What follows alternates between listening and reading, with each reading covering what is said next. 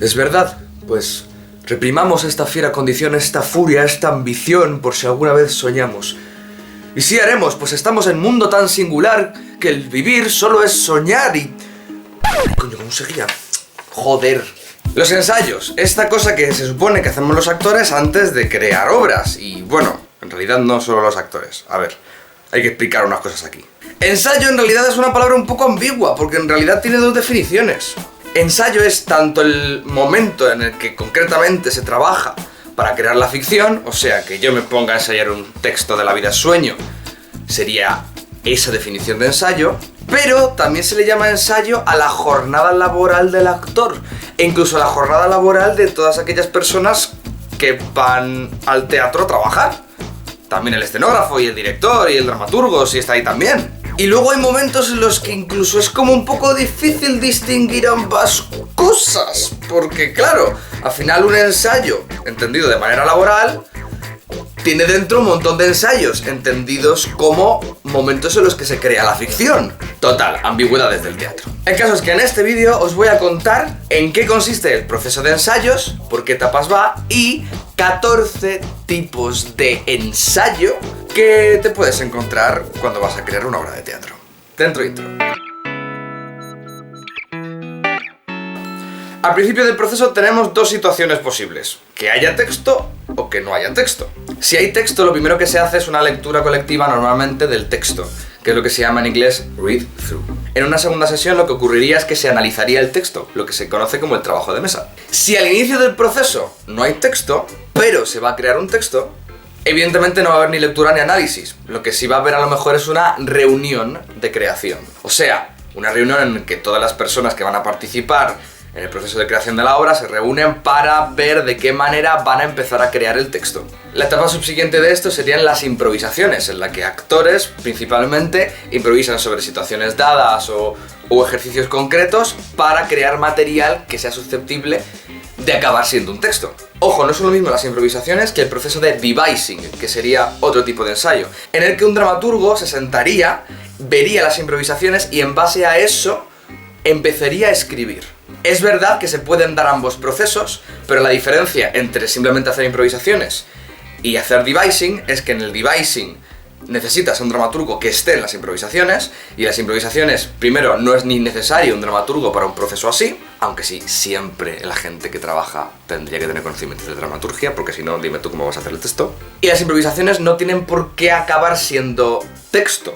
Pueden ser improvisaciones sobre situaciones o elementos que no están definidos sobre la obra, simplemente por probar, para ver qué funciona, qué no, por qué vía se quiere ir. Porque evidentemente las cosas no están todas claras al principio cuando vas a hacer algo artístico. Esto lo tenemos todos claro, ¿no? Vamos, creo yo, porque si no lo tenemos claro hasta estas alturas, tenemos un problema. Luego, después de esto, sería el montaje, que es una palabra paraguas para definir al trabajo del director de montar las escenas. O sea, una vez que tenemos las escenas más o menos hechas, con el texto, etcétera, pues ya me pongo a dirigirlas, me pongo a fijar cosas, ¿no?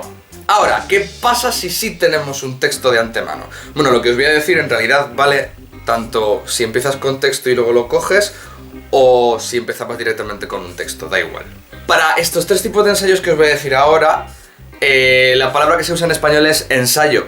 Sin más, no los diferenciamos, pero me pareció interesante deciros la nomenclatura de ellos en inglés porque mola un montón la diferenciación que hacen.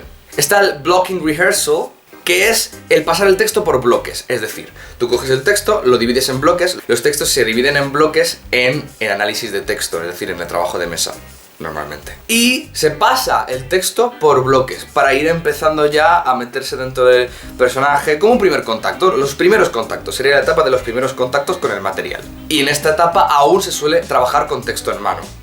No se va con texto aprendido. Porque eso iría en el stumble through, que sería el momento en el que tú ya más o menos empiezas a trabajar sin texto en mano. Y se empieza ya a fijar cosas, o sea, el montaje, digamos, que os he dicho antes, empezaría realmente en esta fase.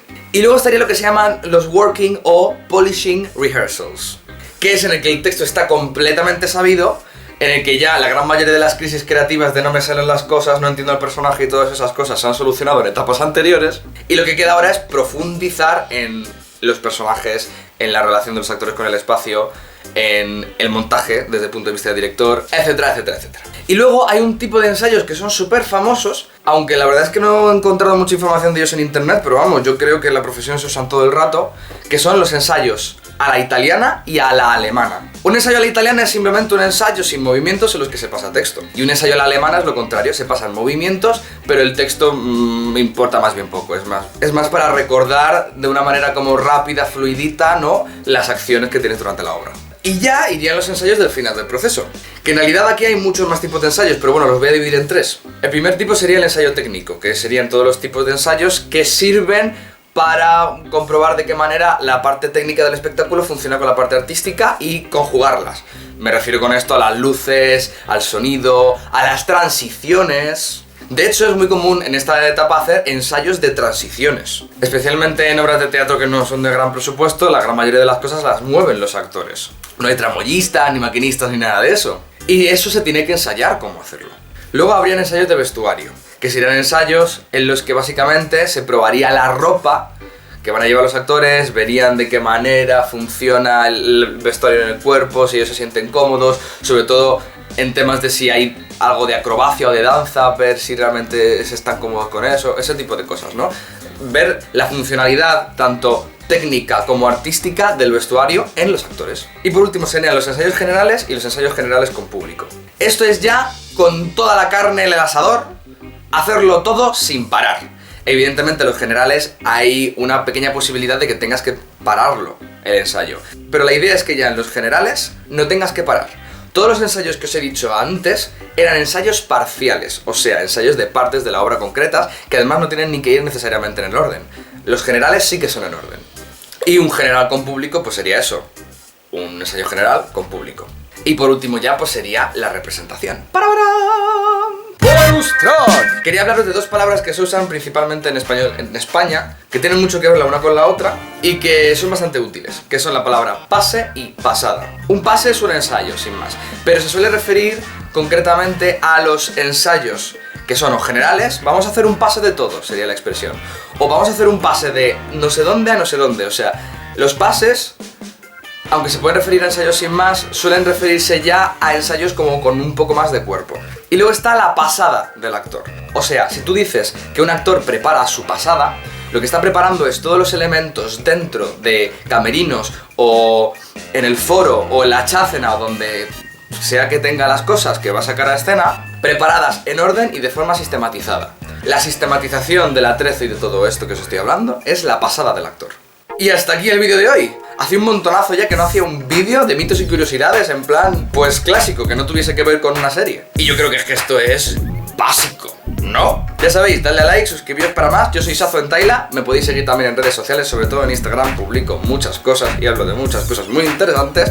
Ahí lo dejo y nos vemos en el próximo ensayo. Y para ponéroslo aún más fácil, aquí tenéis el botón de suscribiros, que si le dais a la campanita os llegan todos los vídeos, todos. Y es mejor porque tenéis mucho más contenido de artes escénicas. Y aquí un vídeo que os recomiendo que os va a encantar. Nos vemos en el próximo ensayo.